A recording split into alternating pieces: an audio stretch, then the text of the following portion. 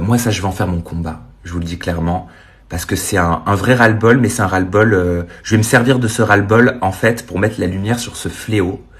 Ce sont les personnalités dangereuses, qui sont mises en avant par les chaînes, qui se font d'ailleurs gracieusement de la thune, qui se sont fait gracieusement de la thune sur leur placement de produits frauduleux, parce que c'était clairement cautionné, mais ça, on en parlera un petit peu plus tard.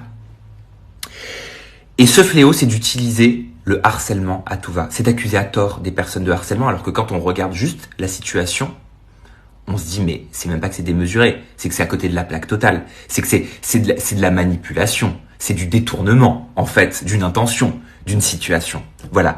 Ça, c'est très grave de faire ça. C'est très grave, comme c'est aussi grave de se servir du fait de mettre fin à sa vie dans des situations qui...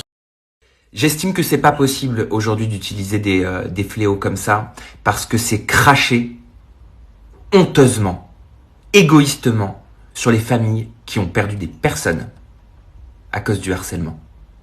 C'est honteux de faire ça. C'est vraiment à gerber. Mais en fait, c'est pas plus à gerber que des stories avec des comportements malhonnêtes qui sont diffusés ou des placements de produits frauduleux qui sont faits depuis des années. Voilà. Mais c'est le fonctionnement de certaines personnes. Et ça, c'est pas possible. Et ça maintenant, j'en fais mon combat.